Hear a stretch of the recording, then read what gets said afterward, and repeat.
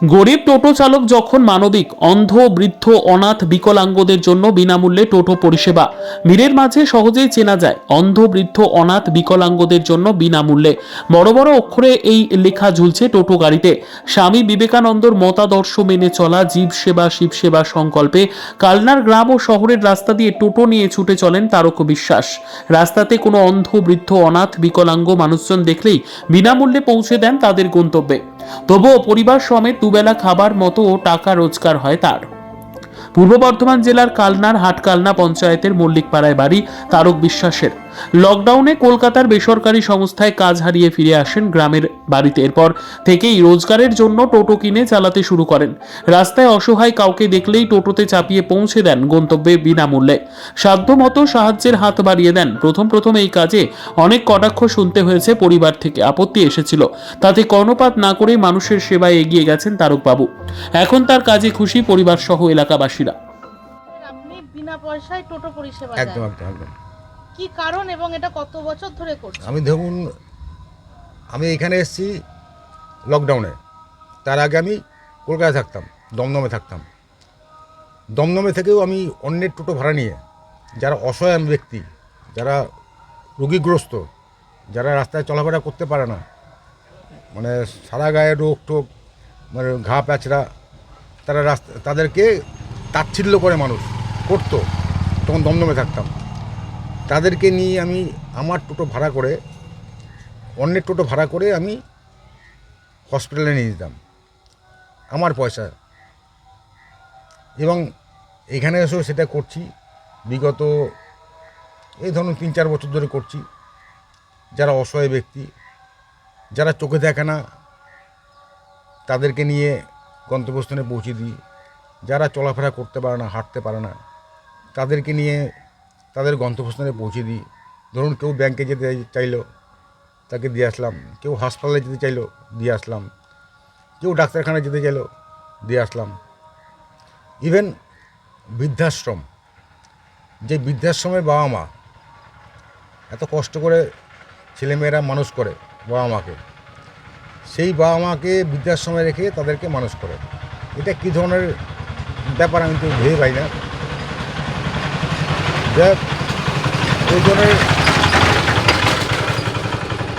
ওই ধরনের কারণ এটা হ্যাঁ, আমার ইচ্ছে, দেখুন এগুলো আমার ইচ্ছে, আমার ব্যক্তিগত ইচ্ছে।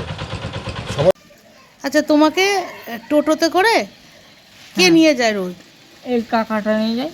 আচ্ছা, কোথায় কোথায় নিয়ে যায়?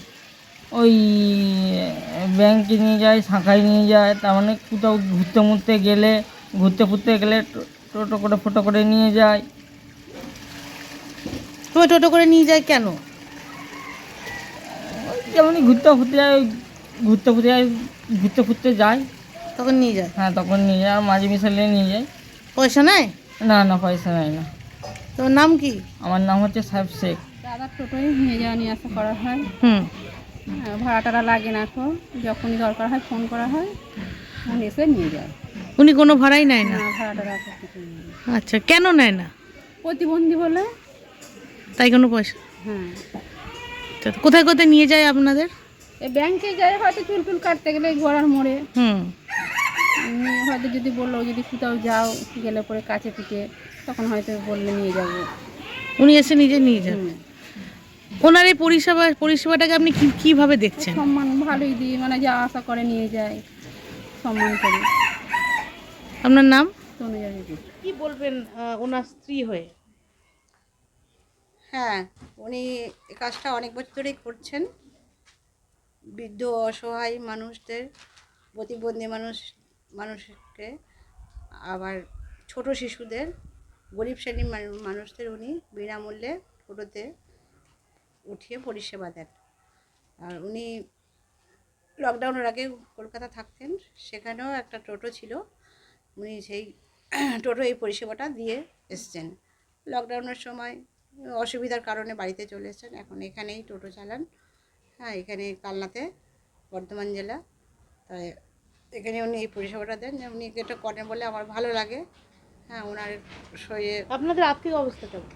আর্থিক অবস্থা একটু খারাপই, সচ্ছল নয়।